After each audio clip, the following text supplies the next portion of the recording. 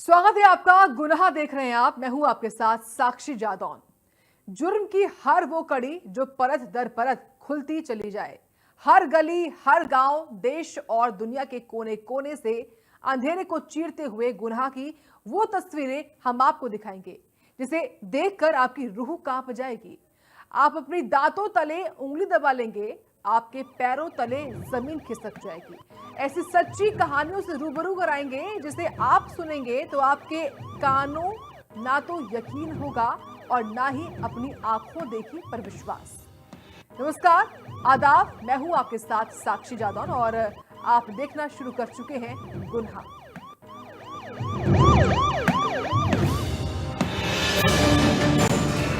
हर गुनहगार को होगा पर्दा फाश। डर के साए में अपराधी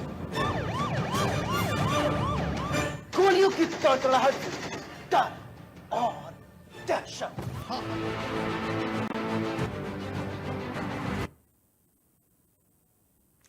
ये कहानी महज एक हत्या की नहीं है, ये कहानी है रिश्तों के टूटने की, विश्वासघात की और हवस की, उस आग की जिसने एक युवा व्यापारी की जिंदगी ही छीन ली। हाथरस के अभिषेक गुप्ता की हत्या के पीछे जो वजह सामने आई है उसने हर किसी को चौंका दिया है। महामंडलेश्वर अन्नपूर्णा भारती उर्फ पूजा शकुन पांडे पर हत्या करने का आरोप लगा है। वजह वो प्रेम प्रसंग जो ब्लैकमेलिंग और फिर सुपारी किलिंग तक पहुंच गया। ये कहानी है प्रेम, ब्लैकमेलिंग और सुपारी किलिंग की, जिसमें जिंदगी का अंत मौत की डील से हो गया।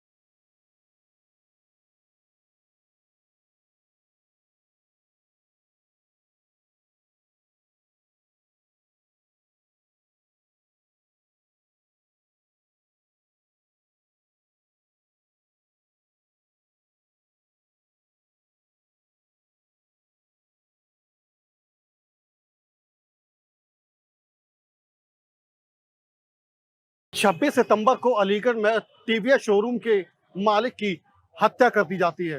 हत्या में तरह तरह के खुलासे होते हैं और तमाम चीजें सामने आती हैं।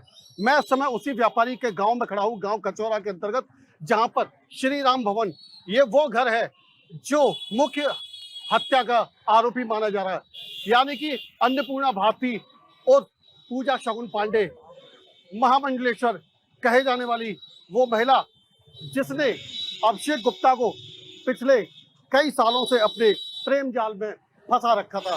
फिलहाल ये घर उनका पैतृक बताया जाता है और इस पर ताला बंद भी है। यानी कि इस पूरे जो पूजा शगुन पांडे और अन्नपूर्णा भारती, महामंडलेश्वर अन्नपूर्णा भारती, वो इस समय कई दिनों से यहाँ से, जब से हत्या हुई है उसके बाद से फरार है। इसके कुछ ही चंद कदमों पर आप देख सकते हैं, पीछे तो तस्वीर दिख रही है कि अभिषेक गुप्ता का घर है। आपको लेके चलते सीधा अभिषेक गुप्ता के घर पर, जहां पे जो पूरा परिवार इस समय शोकाकुल तरीके से बैठा हुआ है और महामंडलेश्वर के इस श्री राम भवन पर बुलडोजर चलाने की मांग करता है। अभिषेक ने हिम्मत दिखाई, नंबर ब्लॉक कर दिया, पूजा शगुन पांडे के घर जाना बंद कर दिया, लेकिन यही हिम्मत उसकी मौत की वजह बन गई। पूजा ने धमकी दी थी, अगर तू मेरा नहीं हुआ तो मैं तुझे किसी और का भी नहीं होने दूंगी। मात्र 180 रुपए में दुनिया खत्म हो जाती है। ये कोई और ही नहीं, ये बिल्कुल पड़ोस का घर है और जहां पर ये अभिषेक गुप्ता का घर है। अभिषेक गुप्ता के परिवार के लोग यहाँ बैठे हुए हैं। सीधा सा इनका आरोप है कि पूजा शगुन पांडे ने हमारे अभिषेक गुप्ता को कई साल से अपने प्रेम जाल में फंसा रखा था। बताया जाता है कि पूजा शगुन पांडे जो अन्नपूर्णा भारती के नाम से महामंडल से बन चुकी थी, लेकिन उन्होंने अभी तक अपना ग्रस्त जीवन नहीं छोड़ा था। अशोक पांडे नामक व्यक्ति से वो शादी पहले कर चुकी थी और कई साल से उनसे ग्रस्त जीवन में रह रही थी। ये कई परिवार वालों के लोग हैं। कुछ एक भाई हैं जिनके जो उस समय घटनाक्रम के समय साथ में थे, उनसे जानेंगे क्या घटना हुई थी, कैसे घटना हुई, उनसे बात करेंगे। इस समय हमारे साथ मौजूद है, क्या नाम भैया आपका? जीतू गुप्ता। गुप्ता जी, आप अक्षय गुप्ता जी की जिस दिन हत्या हुई थी आप साथ में थे, क्या घटनाक्रम हुआ था? हम अपने शोरूम के कमरे से कपड़े वगैरह उठाने के बाद हम जब बस में बैठे थे, वहां से बैठने के बाद हम खैरे से चौराहे पे उतरे। खैरे से चौराहे पे उतरने के बाद एटा वाली बस पकड़ी थी हमने, उसमें मैं चढ़ गया था, चाचा जी चढ़ गए थे। जैसे ही वो पीछे से चढ़ रहा था, एकदम पटाखे सी आवाज आई थी। जैसे ही आवाज आई थी तो हमने देखा कि क्या हुआ। चाचा जी ने कहा कि पटाखा फट गया है क्या, मतलब टायर फट गया है क्या।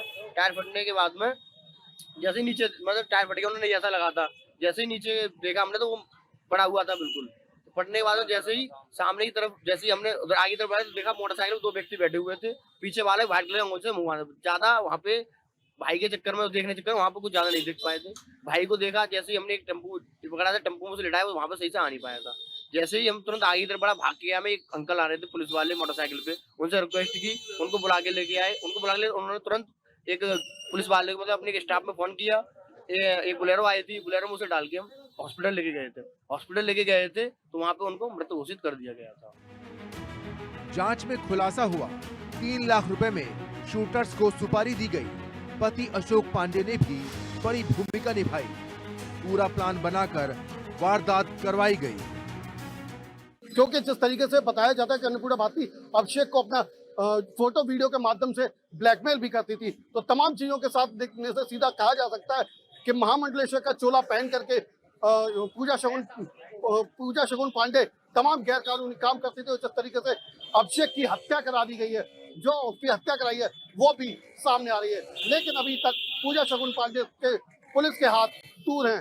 परिवार की मांग है कि पूजा शगुन पांडे को गिरफ्तार किया जाए और इस जितने भी उसके मकान है उन पर बुलडोजर चलाया जाए और पूजा शगुन पांडे और उनके साथ मिले हुए जितने भी हत्या के आरोपी हैं उन सबको फांसी दे दी जाए।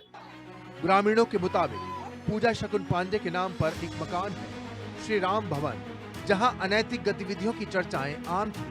अब ग्रामीण न सिर्फ फांसी की मांग कर रहे हैं, बल्कि सीएम योगी से बुलडोजर चलवाने की अपील कर रहे हैं।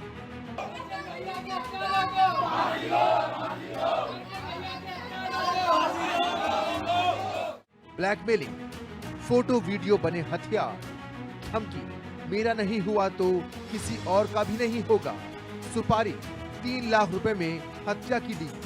ग्रामीणों की मांग, दोषियों को फांसी हो, श्री राम भवन पर बुलडोजर कार्रवाई हो। अभिषेक गुप्ता का हत्याकांड महज एक क्राइम स्टोरी नहीं, बल्कि एक चेतावनी है। रिश्तों के नाम पर छिपे हवस और लालच का वो चेहरा जो जानलेवा साबित हो सकता है। अब बड़ा सवाल ये है कि क्या पुलिस इस पूरी साजिश की परत दर परत सच्चाई जनता के सामने ला पाएगी और क्या अभिषेक को इंसाफ मिलेगा? Bureau report, India news.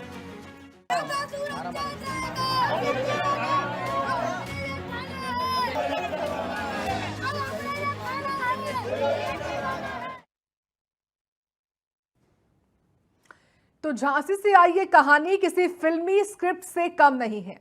दादी जिसकी गोद में पोते खेलते थे, दादी जो बहुओं के लिए छत का साया थी, दादी जो पति के साथ पूरे परिवार का सहारा थी, वही दादी इश्क की गिरफ्त में इस कदर कैद हुई कि अपने ही घर को छोड़, अपने ही रिश्तों को तोड़ और गहनों नकदी को समेट प्रेमी संग फरार हो गई।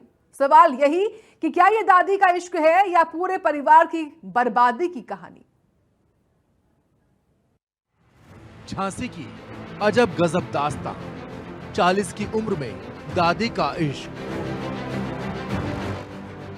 पहले पहचान हुई, फिर दोस्ती और फिर शुरू हुआ रिश्ता। पति इलाज कराने गया, प्रेमी संग भागी दादी। पोते दादी के लिए रो रहे, बहुएं सदमे में पति टूटा हुआ। सुनकर आप भी दंग रह जाएंगे। दादी जिसने पोते पोतियों की किलकारियों को छोड़ दिया, बहुओं की रसोई को छोड़ दिया, पति की चौखट को छोड़ दिया और अपने प्रेमी के साथ हो गई फरार। सवाल सिर्फ इतना कि ये दादी का इश्क है या फिर पूरे परिवार की बर्बादी की वजह। यूपी के झांसी जिले के मऊरानीपुर कोतवाली क्षेत्र के ग्राम सियावरी की ये कहानी पूरे गांव को हक्का बक्का छोड़ गई। जहां कामता प्रसाद आदिवासी का परिवार था, 2 बेटे, 2 बहुएं और छोटे छोटे पोते। सब कुछ सामान्य चल रहा था, लेकिन अचानक इस परिवार की नींव हिल गई। कामता प्रसाद की पत्नी सुखवती, उम्र महज 40 साल, 2 बच्चों की दादी, 28 साल पहले मजदूरी के लिए भिंड जिले के ईंच भट्टे पर गई थी। वहीं उसकी मुलाकात हुई राज के बिहुनी गांव निवासी अमर सिंह प्रजापति से। पहले पहचान हुई, फिर दोस्ती और फिर शुरू हुआ रिश्ता, जो धीरे धीरे प्यार में बदल गया। रिश्ता इतना गहरा हो गया कि सुखवती अपने ही घर की चौखट को बोझ समझने लगी। ऐसा सनसनीखेज मामला आज सामने आया है जिसने पूरे जिले को हिलाकर रख दिया है। गांव-गांव में चर्चा है। ये मामला एक महिला से जुड़ा हुआ है, 2 बच्चों से जुड़ा हुआ है। जो बच्चे अपनी दादी को बुला रहे हैं, वे बच्चे दादी दादी पुकार रहे हैं। यहाँ तक कि वो माँ जिसके 2 बेटे हैं, वो सास जिसके 2 बहू हैं, वो यहाँ से अपने प्रेमी के साथ भाग गई है। इस महिला का नाम सुखवती बताया जा रहा है और जो प्रेमी है वो अमर बताया जा रहा है। बताया ये भी जा रहा है जब उसका पति कामता अपने बेटे का इलाज कराने के लिए झांसी गया हुआ था, तभी सुखवती अपनी प्रेमी अमर के साथ कहीं भाग गई है। इसके अलावा जैसे ये घटना सामने आई है, कामता जो उसका पति है उसने मऊरानीपुर थाने में शिकायत की है। फिलहाल इस पूरे मामले की पूरी जांच पड़ताल कर रही है। यहाँ तक कि महिला बहुओं के जेवरात और कुछ कैश लेकर भागी हुई है। अब जांच का विषय ये है कि उसकी तलाश कब तक होती है। उसके बेटे भी उसको ढूंढ रहे हैं, इसके अलावा पति भी उसको ढूंढ रहा है। तो कहीं ना कहीं पुलिस भी इस महिला की तलाश में लगी हुई है और जांच पड़ताल कर रही है। पति कामता प्रसाद को जब पत्नी की नजदीकियों का एहसास हुआ तो उसने सुखवती को वापस घर बुला लिया, पर चोरी छिपे मोबाइल से बातों का सिलसिला चलता रहा। कामता ने कई बार समझाया, कई बार रोकने की कोशिश की, लेकिन जब दिल ही बेवफा हो जाए तो रोक पाना नामुमकिन हो जाता है। कुछ ही दिन पहले कामता अपने बेटे का इलाज कराने झांसी गया। घर खाली था और मौके का इंतजार कर रही सुखवती ने अपना फैसला ले लिया। गहने समेटे, नकदी उठाई और प्रेमी अमर सिंह के साथ फरार हो गई। जब पति घर लौटा तो टूटा सपना और खाली आंगन उसके सामने था। अब वही पति पुलिस थाने की चौखट पर न्याय की गुहार लगा रहा है। मेरी घरवाली चली अजय अजय हाँ 40 साल 40 साल हाँ जी। कितने बच्चे हैं आपके? 2 बच्चे हैं। 2 बच्चे। कितनी उम्र है उनकी? एक 20 साल का, एक 22 का। एक 20 और 22 हाँ साल का। बच्चों की शादी दोनों की हो गई सर। अच्छा, ये कैसे पता चला आपको कि किसके साथ भागी? ये साहब इसलिए पता चला कि इसका फोन मैंने कई दफा पकड़ा है। वो अमर है जो, उसका फोन मैंने कई दफा, वो मैंने बात करते में आया, उसने फोन काट दिया। मैंने उसका फोन छुड़ा के देखा है कि जिसका नंबर, उसी का नंबर मिला है। वो ये हमारी 2 बहुएं हैं 2, इनने भी यही बात सुनी है। अमर कौन है, क्या करता है? अमर यानी हम लोग गए थे गुम्मा पारने, जब से इसकी सेटिंग बैठ गई सर। कहाँ पे गए थे? ये गए थे हम भिंड बनाना। पिंड में हाँ अच्छा, जब इसे मैं गए, जब इसे निकल लोगों की सेटिंग बैठी और जब इसे बात चल रही है। कहाँ का है अब? घर में बहुएं सदमे में है। लौटा तो टूटा सपना और खाली आंगन उसके सामने था। अब वही पति पुलिस थाने की चौखट पर न्याय की गुहार लगा रहा है। मेरी घरवाली चली किसके साथ चली? अजय अजय अच्छा, हाँ उम्र की घरवाली? 40 साल 40 साल 40 साल। हाँ जी। अच्छा, कितने बच्चे हैं आपके? 2 बच्चे हैं। 2 बच्चे। कितनी उम्र है उनकी? एक 20 साल का, एक 22 का। एक 20 और 22 हाँ साल का। बच्चों की शादी दोनों की हो गई सर। अच्छा, ये कैसे पता चला आपको कि किसके साथ भागी? ये साहब इसलिए पता चला कि इसका फोन मैंने कई दफा पकड़ा है। वो अमर है जो, उसका फोन मैंने कई दफा, वो मैंने बात करते में आया, उसने फोन काट दिया। मैंने उसका फोन छुड़ा के देखा है कि जिसका नंबर, उसी का नंबर मिला है। वो ये हमारी 2 बहुएं हैं 2, इनने भी यही बात सुनी है। अमर कौन है, क्या करता है? अमर यानी हम लोग गए थे गुम्मा पारने, जब से इसकी सेटिंग बैठ गई सर। कहाँ पे गए थे? ये गए थे हम भिंड बनाना। पिंड में हाँ अच्छा, जब इसे मैं गए जब से निकल लोगों की सेटिंग बैठी और जब से बात चल रही है। घर में बहुएं सदमे में हैं। छोटे छोटे पोते बार बार पूछते हैं दादी कब आएंगी। उन्हें कौन समझाए कि दादी ने उन्हें छोड़कर नया रास्ता चुन लिया है। जिस आंगन में बच्चों की किलकारियां गूंजती थी वहीं अब सन्नाटा पसरा है। जिस दादी की ममता परिवार की ताकत थी वहीं अब उसी का इश्क पूरे परिवार को तोड़ गया है। पीड़ित पति कामता प्रसाद ने पुलिस में तहरीर दी है। फिलहाल कोतवाली पुलिस ने केस दर्ज कर लिया है और जांच शुरू कर दी है। लेकिन सवाल वही, क्या अब दादी और उसका इश्क लौट पाएगा इस घर में, या फिर यह मोहब्बत हमेशा के लिए इस परिवार को खाक कर देगी। झांसी के गांव से निकली ये कहानी हर किसी के दिल को हिला रही है। दादी जिसने अपना इश्क चुन लिया लेकिन पीछे छोड़ गई टूटे रिश्ते, बिखरे सपने और आंसुओं में डूबा परिवार। अब देखना यही है, क्या ये इश्क कभी खुशियां देगा या फिर हमेशा याद दिलाता रहेगा कि मोहब्बत अगर हद पार कर जाए तो घर तोड़ देती है, रिश्ते छीन लेती है और छोड़ जाती है सिर्फ दर्द और सवाल। वहीं झांसी की गलियों में यही चर्चा है, दादी का ये इश्क मोहब्बत की मिसाल बनेगा या परिवार की तबाही की मिसाल। Bureau report, India news.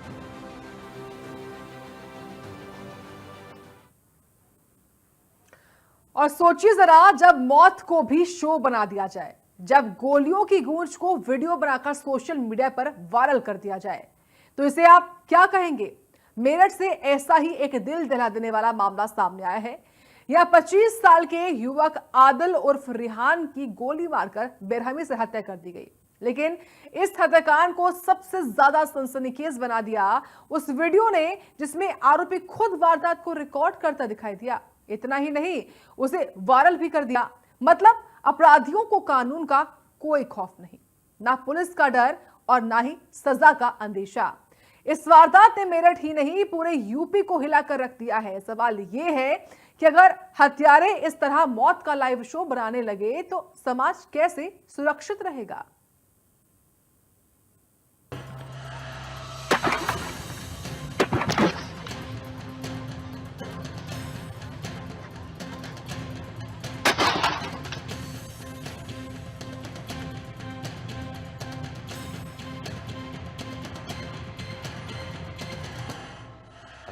UP के मेरठ के लोहिया नगर थाना क्षेत्र का नरहाड़ा गांव। बुधवार सुबह का वक्त ट्यूबवेल के पास चक रोड किनारे एक युवक का खून से लथपथ शव पड़ा मिला। पहचान न होने से पहले पुलिस असमंजस में थी, लेकिन दोपहर तक पता चला कि ये शव राधना वाली गली निवासी 25 साल के आदिल उर्फ रेहान का है, जिसकी सांसें थमी उसकी पहचान ने पूरे शहर को हिला दिया। थाना लोहिया नगर में फफुंडा चौकी पड़ती है। वहां पर एक खेत में ट्यूबवेल के पास एक अज्ञात शव मिला है। ये एक युवक का है जिसकी उम्र करीब 23 से 25 साल के आसपास लग रही है। शव को पुलिस द्वारा अपने कब्जे में ले लिया गया है।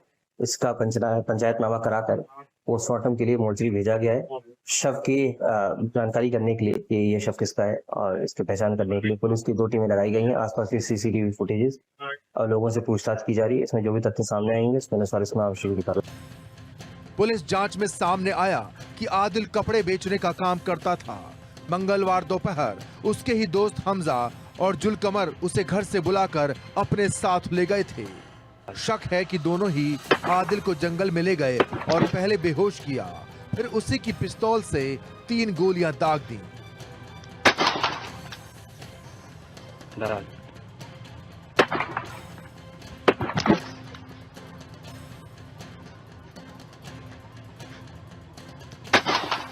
लेकिन इस केस में जो सबसे सनसनीखेज बात है वो है लाइव वीडियो। जी हां, आदिल की हत्या का वो वीडियो जिसमें एक युवक बेखौफ होकर जमीन पर पड़े आदिल को गोली मार रहा है। वारदात के बाद आरोपी ने वही वीडियो और तस्वीरें सोशल मीडिया पर वायरल कर दी।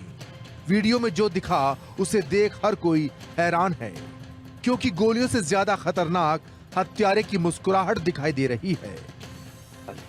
पुलिस ने अब इस हत्याकांड की गुत्थी सुलझाने के लिए 3 टीमें गठित की हैं। सोशल मीडिया पर वायरल हुए वीडियो और फोटो के जरिए हथियार और हत्यारों तक पहुंचने की कोशिश की जा रही है। लेकिन सबसे बड़ा सवाल है कि जब कानून का खौफ खत्म हो जाए तो क्या समाज का सुरक्षित रह पाना मुमकिन है? आदिल की मौत से परिवार का रो रो कर बुरा हाल है। सवाल ये है कि जिन्हें दोस्त समझा वही दुश्मन निकले, और हद तो तब हो गई जब उसकी मौत को वायरल कर खौफ का तमाशा बना दिया गया। मेरठ का ये मर्डर केस सिर्फ एक वारदात नहीं है, ये उस समाज की हकीकत है जहां अपराधी अब हत्या को छिपाते नहीं बल्कि वायरल करके खौफ का ब्रांड बना रहे हैं। ये अपराधियों का नया ट्रेंड है। Murder live. सवाल सिर्फ पुलिस के सामने नहीं, हम सबके सामने है। कब तक यूं ही खून बहता रहेगा? कब तक मौत का लाइव शो चलता रहेगा? और कब तक कानून सिर्फ। और इसी के साथ हमारी खास पेशकश गुनाह में इतना ही। आप देखते रहें इंडिया न्यूज उत्तर प्रदेश उत्तराखंड।